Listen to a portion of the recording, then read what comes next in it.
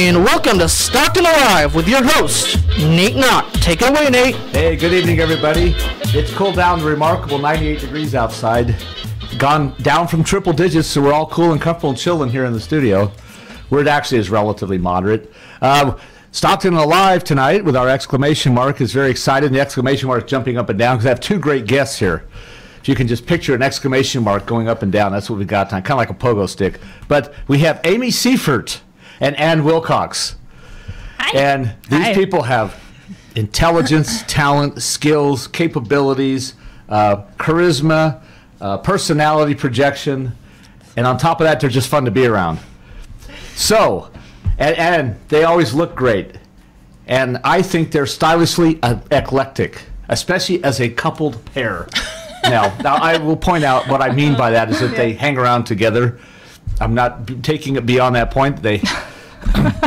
We've hung out with significant others and all that. But I just want to point out they often do work as a pair, though. They kind of exist as a pair, and they are a stylishly eclectic pair. Eclectic. There, I got to say it right. So anyway, we'll find out a little bit about who they are and what they are, but we're not here to go into this is your life type of show. We're just going to get some of the little basic things out. They're basically both local people, as am I. In case I haven't told this before, I probably have. I'm from French Camp. I just think that's remarkable. There aren't many people from French Camp, California. California's oldest inland settlement, by the way, 1828. When the French fur trappers working for the British East Bay Company came down from Hudson Bay to come to French Camp to trap furs, beavers, and pellets and all that, because rayon, Dacron, and all those other wonderful, and denim didn't exist yet. Is the NBA head coach Scott Brooks from French Camp also? He's from Lathrop, yeah, which is like, Lathrop is like the bedroom community for French Camp. By the way, French Camp's in a time warp. I heard that the intro to our show talks about the golden days of Stockton. If you want to see what life was like in the 1950s and 60s, all you have to do is drive to French Camp. Sounds fun. They have two new buildings there in the last 60 years, the Catholic Church and the post office. Now, also to show you how much times have changed, my mom used to let me walk down, our house, by the way, is still there. It's the big brick house with a red tile roof next to the fire station on French Camp Road, just about across the street from the church, which wasn't there at that time. But my mom used to let me walk down the street to go to the post office, which was then next to Beatty's grocery store, the one with the big Eskimo pie sign, to pick up the mail. Now, if you did that, you'd probably be arrested for child endangerment. And we're talking French Camp Road here. 55-mile speed limit, trucks, sugar beet trucks used to be driving up and down. I used to ask them to honk their horns. But of course, the show is not about French Camp tonight. I just couldn't resist that, though, because it just cracks me up, French Camp. Anyway, we have Amy, of course, and Ann here. This is Amy, and this is Ann. And Amy and Ann have created a wonderful new Stockton tradition called the Stock Market. But on a bigger level, they have an organization known as Good Stock Productions. By the way, you were more than welcome to show things to the camera. Show it. I missed it. I missed my We actually are nonprofit radio, which also means we're not specifically advertising above and beyond anybody else, so we're good with all that. So we're going to get into that in just a moment. We will find out a little bit about them. First of all, Miss Amy, you're from Brookside Christian, which is a very small high school. Yeah, I went there. Actually started in junior high, so from 7th grade on. So Brookside is also junior high? Yeah. Okay. Yeah, it was a small school. My graduating class, I think we had 55 kids. Because I think the total enrollment's like 500, 400. Maybe now. Oh, I don't think it was then. Okay. Yeah. It's been a while. Okay. And then Ann is from Linden. Yeah. Obviously a Linden Lion. Yeah. Did either one of you play any athletics or music or drama or something back then? I was on the volleyball team, but they didn't let me play. I was on the bench. I can relate very much to that. Yes, when I was in high school as a freshman at Manteca High, by the way, the Buffaloes, I got to play 2 innings of baseball my freshman year. The amazing thing about that is each inning that I played, I ended up catching a fly ball in left field with the bases loaded. Now, the games weren't determined by any of that. I just found it rather remarkable. I could have played 2 whole innings in an entire season, and each time the inning I played ended with a fly ball to me with the bases loaded. The other part, I was really a first baseman, by the way. They should let you play. What's that? They should have let you play more. You know, I could have played a little more, but that's another story. I was also on the Manteca High basketball team. Of course, Manteca last year was defending state. Oh, actually, I'm sorry. Right now, they're the defending state champions, Division III or something like that in basketball. So, yes, I suited up as a Buffalo 42 years ago. I also spent a remarkable amount of time gathering wood chips and splinters from sitting on the bench. I actually injured myself at the Tokay Bowl, or whatever it's called, in Lodi. In a triple overtime game against Tokay, I leaped up off the bench and we scored a key basket and I scraped the rear part of my leg on the bench. I actually got injured cheering from the bench in a high school basketball game. That's really... That's how much you cared. Yeah. That's a good marketing Yes, That's school I did, in spirit. fact, win the most inspirational award that year. I don't know if that was the moment that clinched it for me. Miss Ann, did you play any sports while you were at Linden? No, I was a rebel. Okay, that's fair enough. Really. And you're still a rebel. I was not really into athletics. I wouldn't say either one of you exactly would be called conformists. No. I was in the principal's office a lot for dress code violations. Yeah. We had I uniforms. love that. Now, without getting too risque, what, I'm curious what one of these code violations might be. Let's see. Well, one of the really the silliest things was you couldn't wear like labels, so you had to buy a certain brand of clothing, and that was stupid if they could see your. So there was that, but I wore a wig to school once, and they said no headgear was allowed. How did the spider web was it tights. obvious that it was a wig? Yeah. Oh, okay. I was It was a having terrible fun. wig. See, this is exactly why we have them on the show, and this is what makes them fun. So you knew that you had kind of like your own little spot there at the principal's office. Did you have a particular sofa or chair that you sat in when you were waiting? We shared. we all shared. Now you say you're a rebel. Can you describe in what way you're a rebel? I was just not into school that much. You know, that's fair enough. I hung out with a punk rock crowd. There you go. Now, I'm going to date myself, and I'm not very intelligent on these subjects.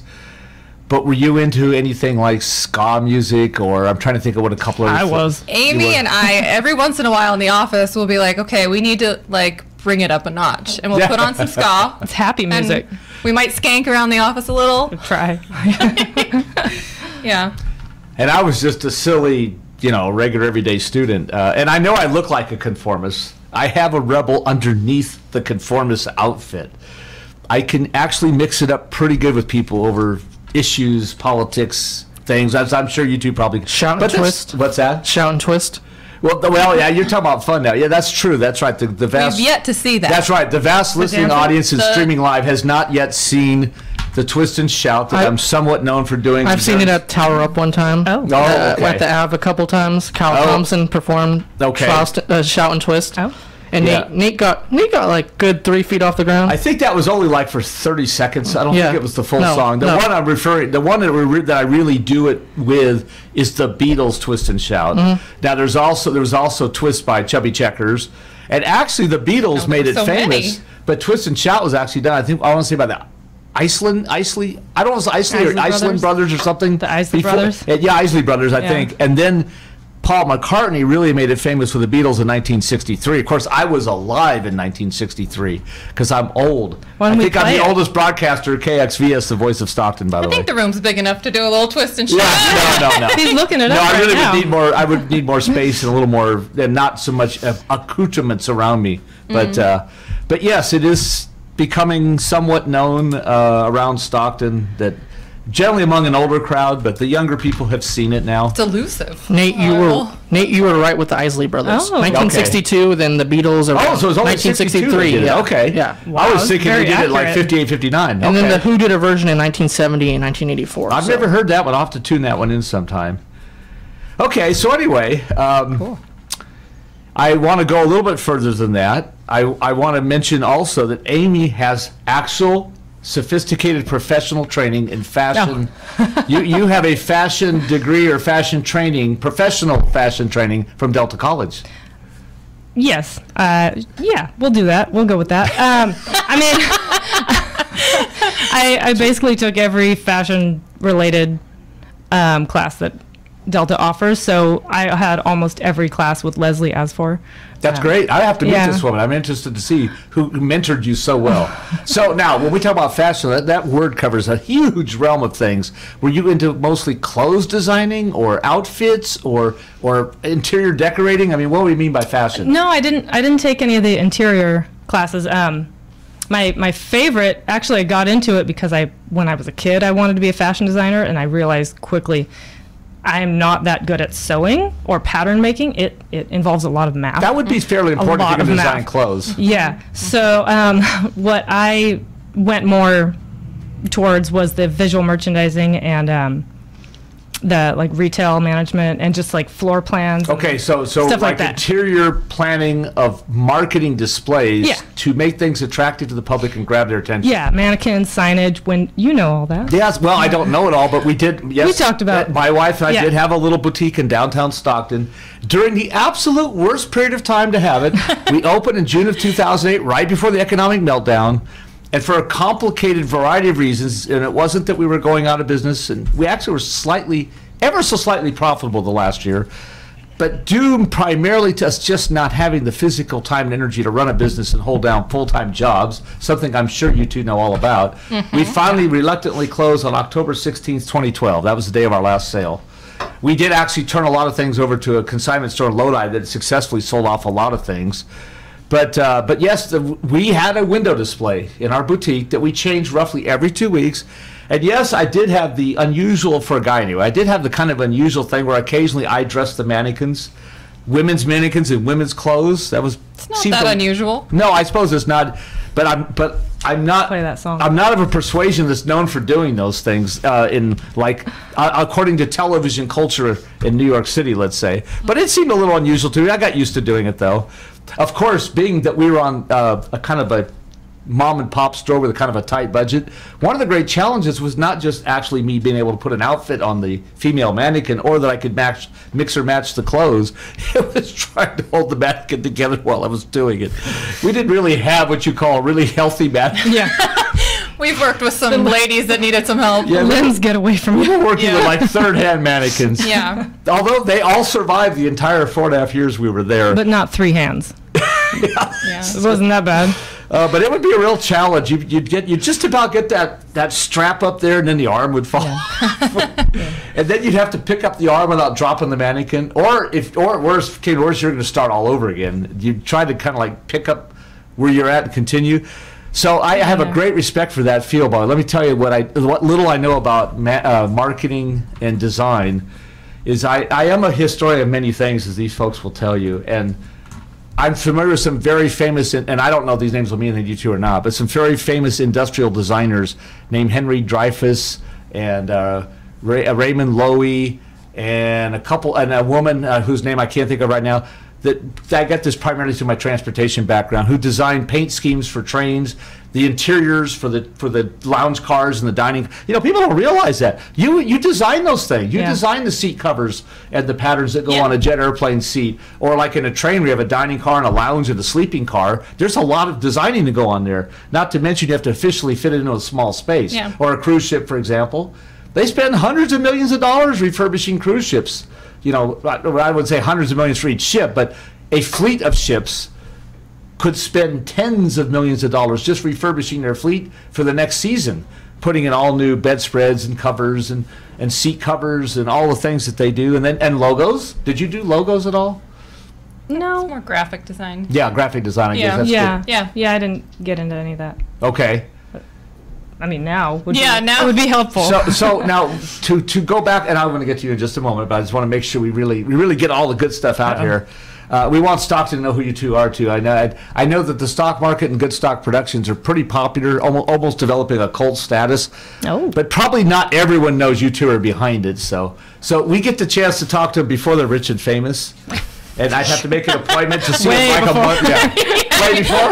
You beat it. You're not quite there yet? By a long stretch. But so to go back to the kind of work you did do, this would be like taking a store shelf and making sure the amount of things are on there properly, that they kind of mix either style or color or subject matter, and that they are not too squeezed together, but not too uncluttered. Has to be shoppable. Make sure the sizes are in order. The tags are the right signage. Right, exactly. All the stuff that nobody thinks anything about, just like the train designer. Right. I used to go through the boutique, and I used to laboriously every day try to line up, depending on how many clothes were on the rack, I would space out the hangers to try and make them equidistant. And then I would make sure all the price tags were turned around and facing. Now, there was a big argument. You shouldn't have price tags. Okay, maybe if we were in Walnut Creek or San Francisco or even Lincoln Center, maybe you could put that outfit out there and they're supposed to come ask you what it costs. Not in downtown Stockton. They want to know the price. And if you look, and if you don't have it on the clothes, you just tell them that they don't. I had this happen. They didn't believe you. They thought you were making it up out of thin air. People might do that. Yeah, they could actually. Know? Yeah. Yes. So anyway, I amazingly enough, I can actually relate to some of what you did, because I tried my best with no fashion training at Delta College to make the boutique look good. I'd angle shoes a certain way, and sometimes you'd put things on blocks, they'd be angled. And so I got a little bit of all that. Of course, we're not in business anymore, so I don't know if I can say we're very successful or not. We got a lot of compliments. We get a ton of compliments now the store isn't there anymore. Oh, that's too bad you closed your store. We sorry to see you go. Yeah, that's the way it is with everything, right? Always. Yes. So that obviously those skills though are excellent for working with the stock market and the other things you're doing. Yeah, they've come in handy. I mean, our events look so good. Yeah, have you seen our events? Yes, I think your events look great. I love your events. It's all that merchandising. As I said, we're achieving a cult status already. So we've had Amy on the spot here for quite a while. So we've got to let Ann. Yeah, we got to do Ann She's now got a little fashion bit. Yes, background. I know, and I always love her clothes, and she knows I always compliment on her dresses. I love her dresses. You have, in fact, each of you has your own specific look. You've had bright red hair from time to time, and usually have a cap on. I like hats. Certainly with 100-degree weather, that's not something you'd be doing all the time. It's hard to find them to fit. And then Ann, we can't get out of her what her actual real hair color is. We just love the hair color she's wearing at a given moment. That's good enough for me.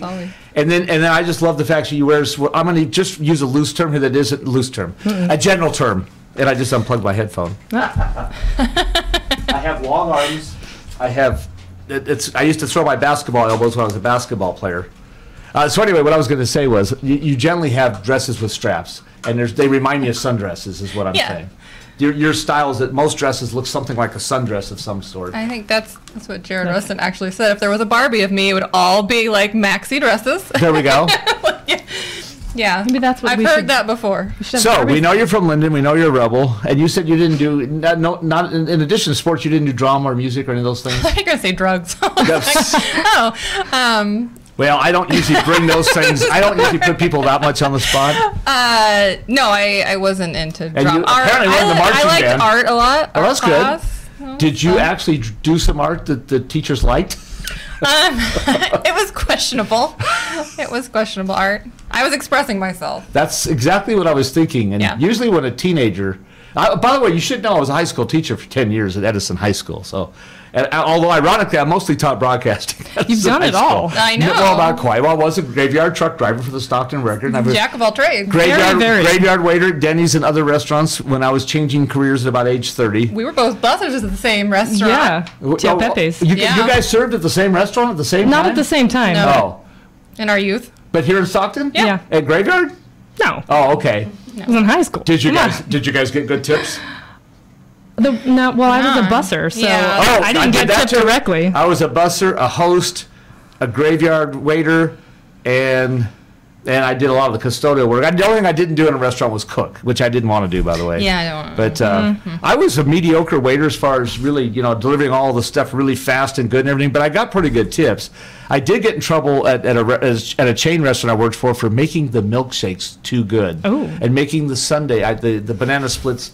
I had too much ice cream, too much banana, too much whipped cream. You got to make that stuff last. I know. So I got in trouble, and then working at a chain hamburger place, I was actually, this still makes me laugh. Well, I laugh partly, I think it's partly pathetic. We don't pay you enough, and you're really not hired here to clean that well. That was the comment. I only worked there for 3.5 months. Do you need another job? Because We have some stuff that needs to be done. We could use you. I won't complain. When I got my first and only evaluation at restaurant, it had a big 8.5 by 11 sheet of paper, same size as my clipboard, and it had 3 sections and a huge face, a smiley face, and a neutral face, and a frown face. It was the original emoji. I got it. Yes, that was before wireless communication. Yes, this is late '80s. I'm sorry to say, but I got the neutral face. They said, "Work really hard. You're dedicated. You're punctual, but you spend too much time cleaning." And I forgot what else the complaint was. Oh, they wanted you to diversify. They just felt I was your time working. up. Yeah. So I thought, I don't know that you'd want these comments to go out to like the inspectors or the public health people, but anyway, so did you the tell place them? was really clean, by the way. I mean, it wasn't like we were not, and then I had this young lady. I don't care what I did. It wasn't. Now I was about 30 years old at this point. I should point out too, and I'm working with 18 and 19-year-olds.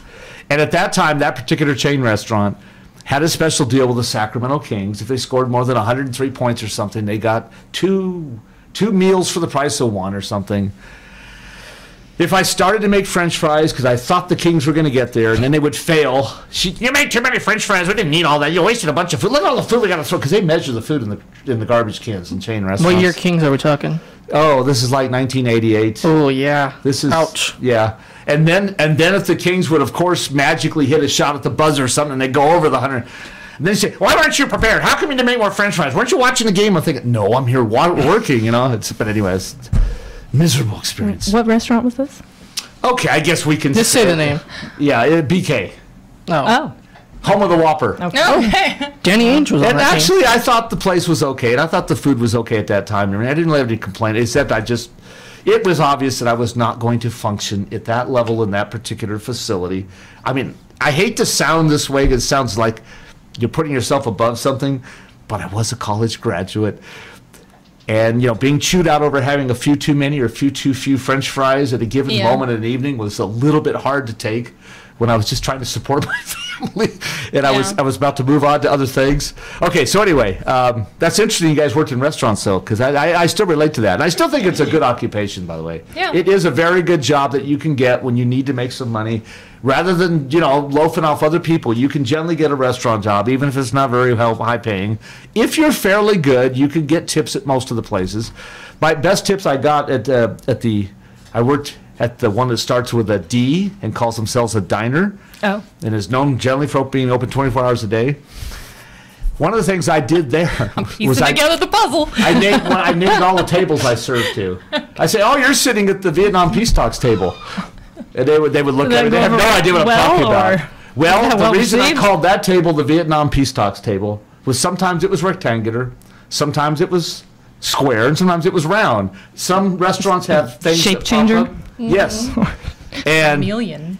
unbeknownst to most people, we wasted 9 months. This still angers me, and I won't get off too much on this, but we wasted 9 months in 1970 in Paris. Imagine as diplomats in Paris, where they're working really hard, arguing about the shape of the table in order to negotiate a peace treaty to end the Vietnam War.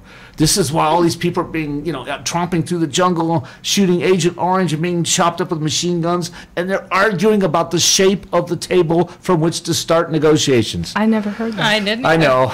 This is we don't learning. Didn't teach me that at Brookside. we don't teach history very well in this country. That's where I was essentially. I had a social studies degree for Did teacher. Lyndon teach you that? But I spent most of my teaching time actually teaching broadcasting. And I was the voice of Chico State Sports for a couple of years, by the way. So anyway, touchdown Wildcats. Yeah, okay, so moving on. The last thing I have to ask Ann before we get into the really good stuff about the good stock productions in the stock market is you have this interesting thing in your background, antiquities. I don't even can't say it. Antiquities. Antiquities. Antiquities. I thought that's what it was. I couldn't get the word out of my mouth. Now I'm assuming this would be something to do with antiques. Well, yeah. It's actually how I became part of stock market. I had a store in Chico. I'm from Chico State. Yeah. There you go. I guess I already knew that, but I forgot.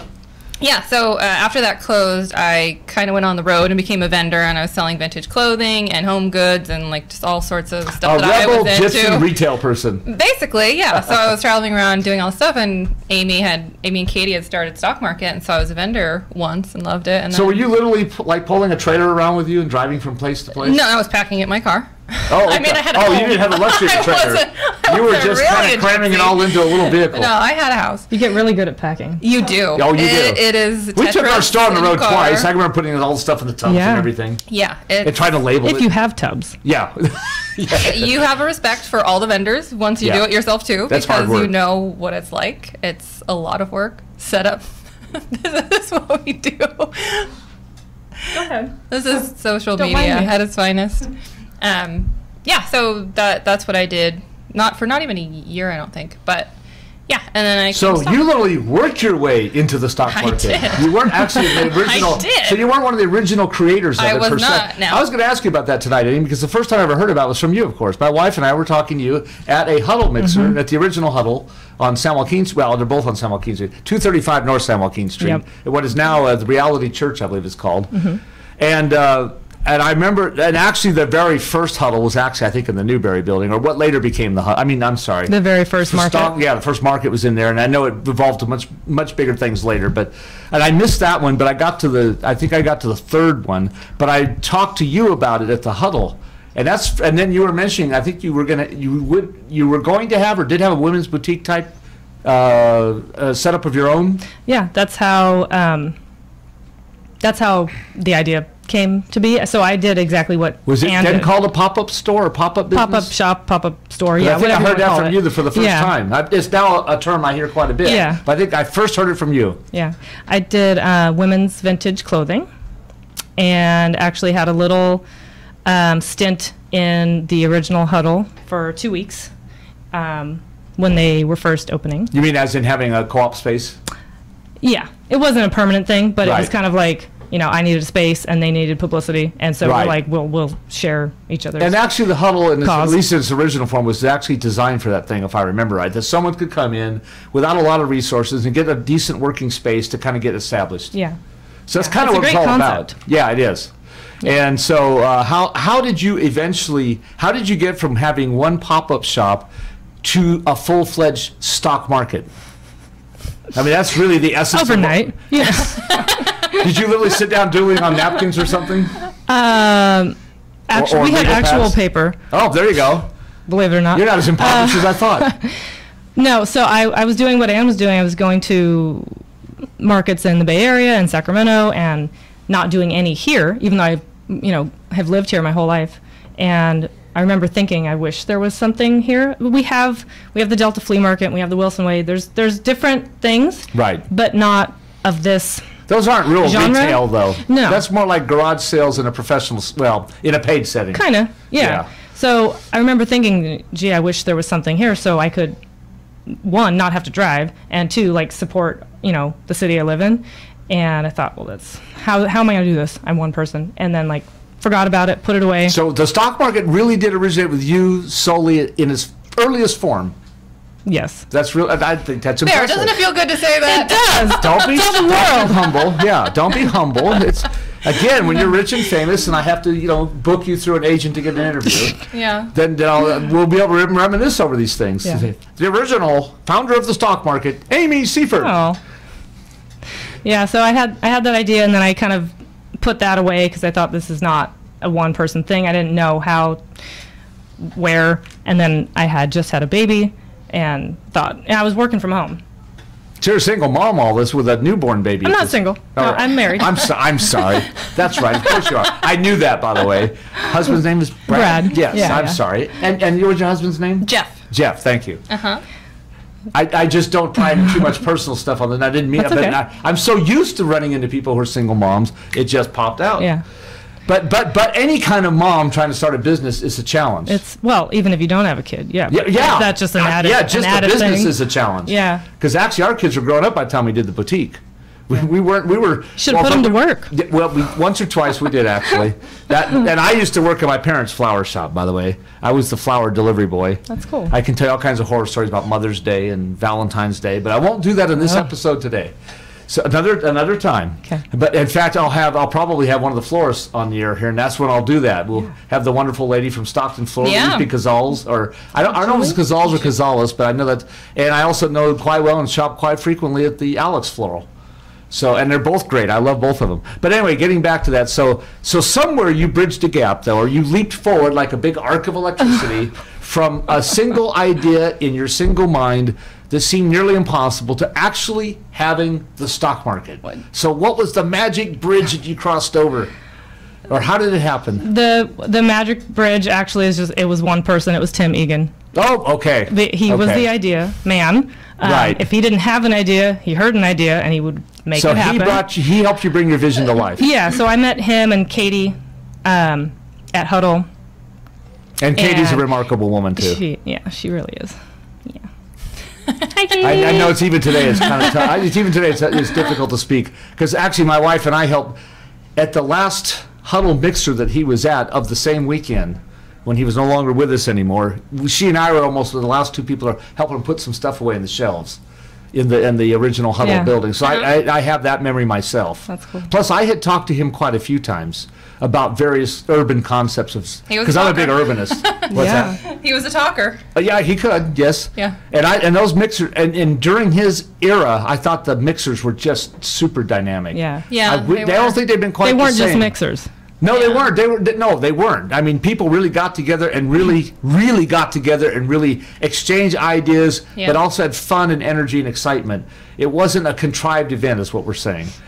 When people came in, it was a natural. Agreed. Yes, it was just. But it was just that. I'd love to have something like that come back again. Yeah. I hope one day. So I don't want to leave Ann out of this too much. So you had no partner. Tim helped you get it founded, and then Ann was... No. I'll do it really quick. Oh, sure. Go ahead. So he invited me to have a pop-up shop there because they were just opening, and I did that, and it went well. Now, the first one was in Newberry's, right? The Newberry building? The pop-up shop at Huddle, where I had my clothes I was selling. You had a pop-up shop in the Huddle. Yeah. Okay. So did that, 2 weeks, went well, and then I had this other idea, and I told him, and he was like, whoa, I have a place. I have a space you can use, because I didn't have... anywhere to do it at. And then I had also met Katie, so we start talking. That's right. And that's Katie's how it. Yeah, that's how. So you had Tim and Katie helping you then. Yeah, we were the organizers and the ideas, and he was the kind of the facilitator as far as here's the space. Right. Okay. Because you cannot do it without space. Right. So he enabled a lot of things to happen. He was an enabler. Yeah. and enabler of ideas. Right. Yeah. And then Katie, of course, was working full-time in the Huddle building. She was there on a regular basis. Because she was the receptionist at that. I don't know if that's the right term, but she at least was the person kind of holding down the front desk. Yeah, exactly. Yeah. Manager / greeter / person in the front. So how did you go about, this is the part I've always been curious about, because I've never done this, I don't know how you do it. How did you market the concept to get vendors to pay and come? How did you schedule the original couple ones? I mean, it hit on very successfully, very quickly, but the first couple had to have been a challenge to get off the ground. It was, yeah. And it can be still. Did you have to send out like Facebook and emails? A lot with social media. So searching the internet, like scouring all the online sites where people sell things. You search in your own city. And then sending them a flyer invitation. Individual emails to hundreds of people, and Instagram and Facebook, and just literally connecting with each and every person saying, hey, we're going to do this. It's kind of similar to this, this, and this. Other markets. And do you want to be a part of it? And people took a chance on us, and we were able to pull it off, and they kept taking chances on us. When did you realize, now I know it started quarterly in the beginning also, and quickly became so successful you could go monthly. But when did you kind of know that, first of all, you had been successful enough to sustain it, and then when was the decision made that you thought you had the resources to go, and the vendors, to go from quarterly to monthly? Well, the first year we did it quarterly, and we took the winter off, so we didn't do anything in January, February, March, and we thought this second year it's so well received, like let's grow. Let's do it once a month, because all the other markets that are that we used to go to as vendors, they're once a month. So we'll take that model and see if it works. Right, and then you proved very quickly people would come downtown. Yeah, it's still, and I know there's reasons for this, and we can mention briefly. It's still frustrates me somewhat that it's not downtown, because that was the original. That was part of the original thing. No, but it wasn't. Oh, okay. And I had to clarify this with someone the other day. Now we get to clarify for the whole vast listening audience of KXVS, the voice of Stockton. So you just wanted to have a successful stock market. Downtown happened to be the first enabling location. Honestly, it wasn't a downtown event then. It wasn't. Let's fix down my idea, and talking with Katie, and the initial idea for the market was not let's fix downtown. Okay. Let's bring people downtown. It was a bunch of things, a multitude of things, and we needed a space. Right. And that was the only space we had to use, and it happened to be downtown. So kind of like fortuitously, we helped downtown, and downtown helped us, and it worked really well for a while. Right, and it turned out to be a pretty good location to start it too, because you had a big parking lot, open air, easily accessible. While a lot of people are scared of or don't know the streets real well in downtown Stockton, that was easy to find and probably fairly easy to describe or put on a map for people. Yeah. Of course, I remember when it was once called the Bug Foreman's Shop. About 20 years ago, it was a VW repair shop, is what that place was. Years before that, it was a used car lot. And I think at one time it was a new car. Back when downtown had a bunch of car dealers, I think that was a new car dealership at one time. I thought it was a grocery store at some point. Well, that's possible too, with the parking lot and the way the building's structured. It could very well have been. Now, the Huddle building at 235 North San Joaquin, that was a Hudson dealership at one time. Because you might recall, you could drive upstairs and you had the car turntable. Yeah, that's cool up there. Yeah. So that really was a Hudson dealership. So you get this going about what, this is show number 7, for example, about what number or episode of stock market did you come in as a vendor? Pretty early. Yeah. Maybe like, maybe I was there for the one after Newberry, because you asked me for Newberry and I couldn't make it. So you probably the second one. Now, were you up in Chico then?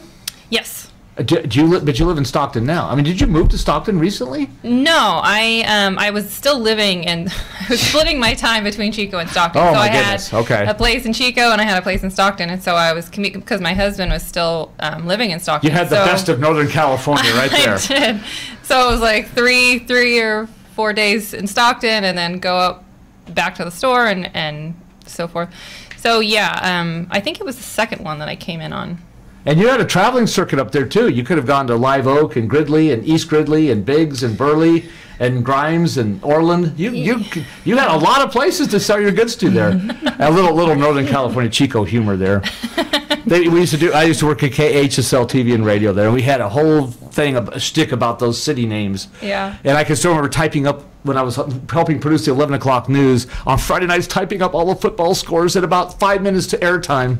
Yes, Live Oak beat Gridley. One night, the Pope died 90 seconds before airtime. And now, you guys don't even know what a teletype machine is anymore. It would be a computer today. It would put words on screen. Yeah, the big old machine, it would like a big typewriter hooked up to electronics. Not that young.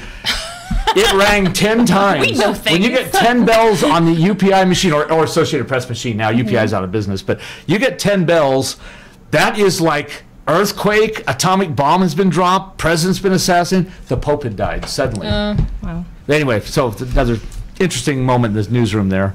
But anyway, so did you decided at some point to remain full-time in Stockton? Are you full-time here now? Yeah, when I think maybe I was back by then. I don't really remember. It's all a blur. Happened so fast. Yeah. That's right. I was probably back in Stockton by that point. Yeah. So, yeah, and she had told me what she was doing. We had known each other since high school, so she had created this thing, and I was like, I want to be a part of it because I was already doing the same thing too. So it was just kind of a natural thing.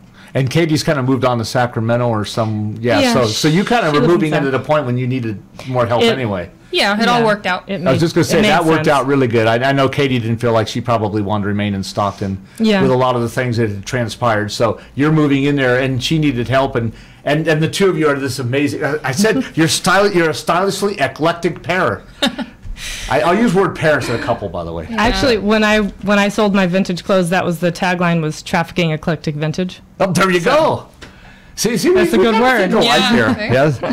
The difference is she's a lot more successful, more energetic, a little more charismatic, a lot cuter than I am, of course. But somewhere in me is a bit of a retail hawk, of kind of a Barnum and Bailey circus type guy.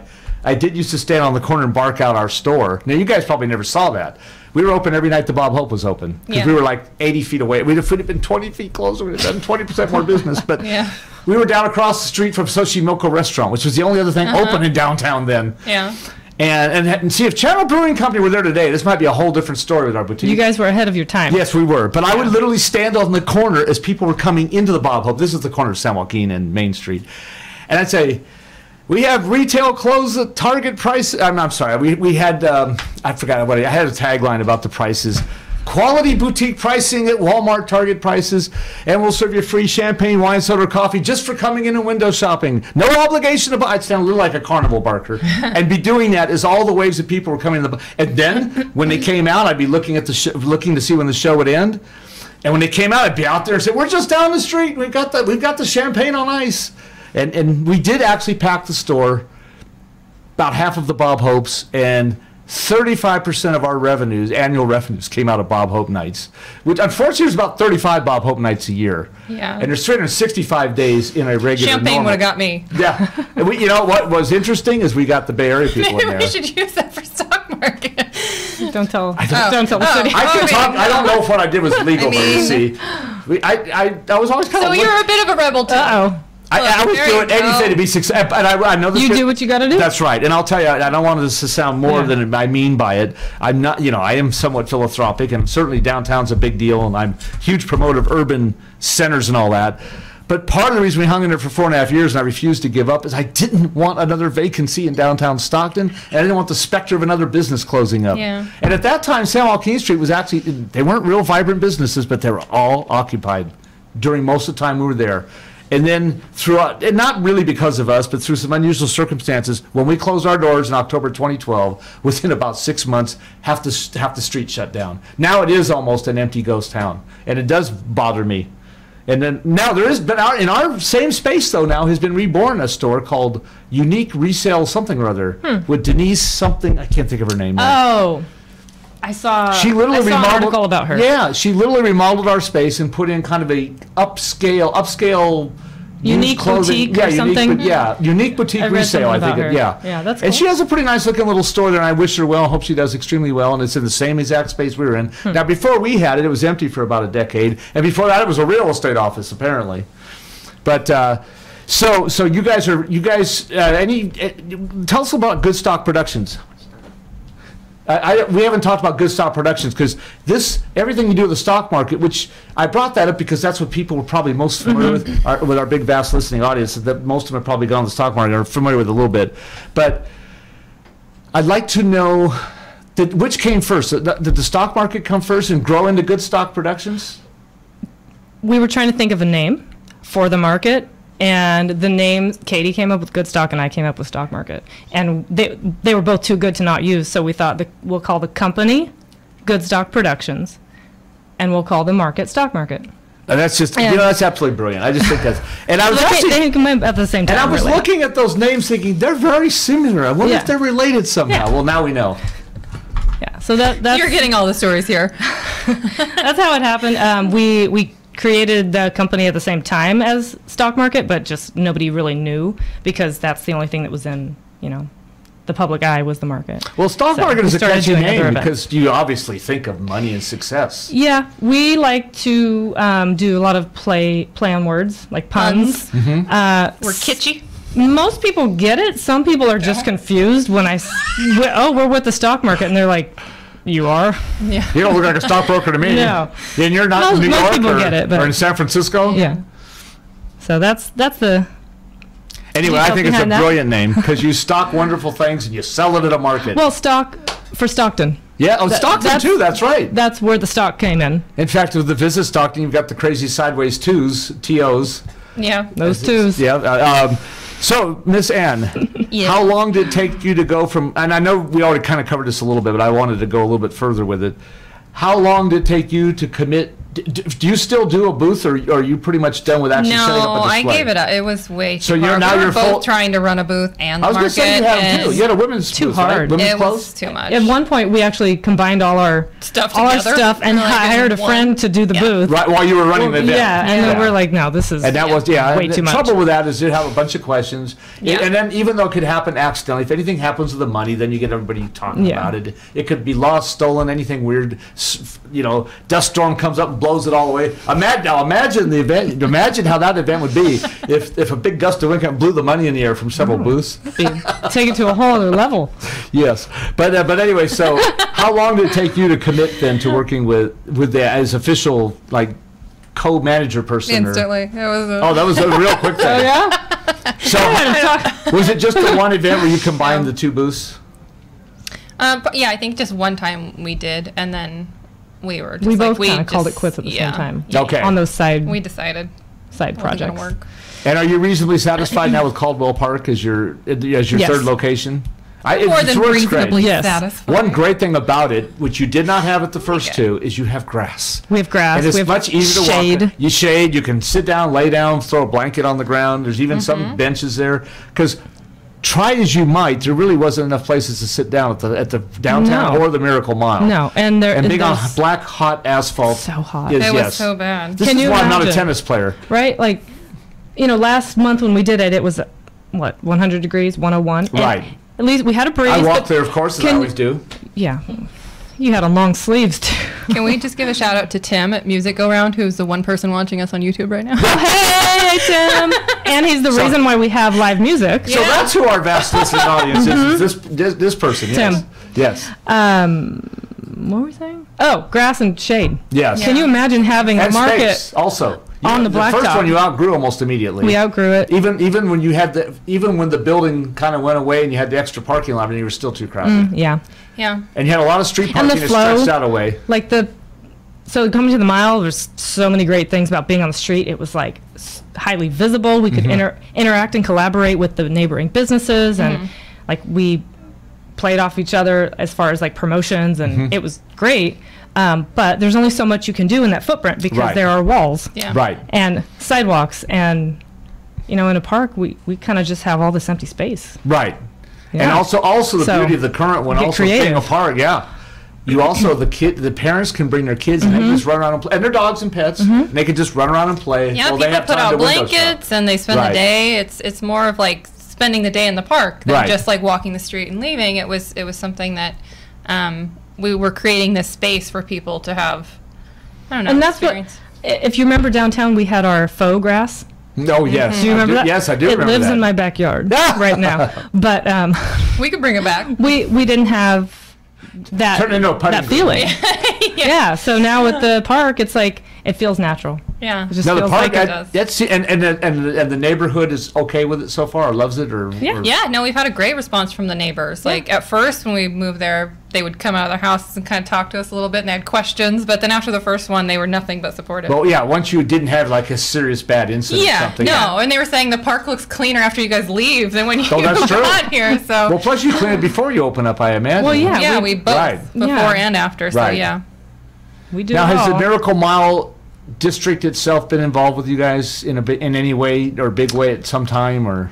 yeah. When we first came to the mile, it was a great relationship working with all the. We actually got to go meet all the businesses, which was nice because they're all small businesses as well. That Yeah. was great. Yeah. And the last question I have, unfortunately, one of the two disadvantages of the Miracle Mile, you obviously had a footprint, and obviously some people were inside and some were outside, and that inevitably is going to lead to some conflict, no matter how hard you try to avoid it. But also, there must have been a fairly significant financial cost to closing the That's an understatement. closing the street. Yeah, there was quite a And now- hefty price It tag was an with that. undertaking, financially and just. Now, is that something you paid to Logistically. like the city traffic department or something, or public works? The city gives you 24 pages to be exact, 24 for that street, for what we wanted, of a list of requirements that you have to fulfill for public safety and, you know, yeah, 24 pages, yeah. Procedure. Well, for that location. Yeah. For that location, yes. I know that we had our moments. Lots of stuff. We've heard of some of the enormous burden of red tape and paperwork that went into the Stockton's Magnificent at Victory Park, which is another challenge. Now, Caldwell Park, you was fairly streamlined how you get it booked? We're still working with the city. It's a city-owned property, but it's definitely streamlined there because people can't drive in the park. And they've kept it pretty... So the safety hazards are much lower. And they've kept it relatively inexpensive for you? They've not really done anything. Well, that's okay. It's not some sort of like favor. Right. It's just the way it happens to be when you do things in a park are a lot simpler. Yeah, could very well be that way. Yeah. Well, I think we're almost out of time. I think our train is about to pull out of the station here. I am so thrilled to have Amy Seifert and Ann Wilcox on. Two of my favorite people. It's an honor to be in close proximity to these two people. These two stylishly eclectic pair of beautiful marketing dames. Thanks. This has been Stockton Alive with your host, Nate Knott.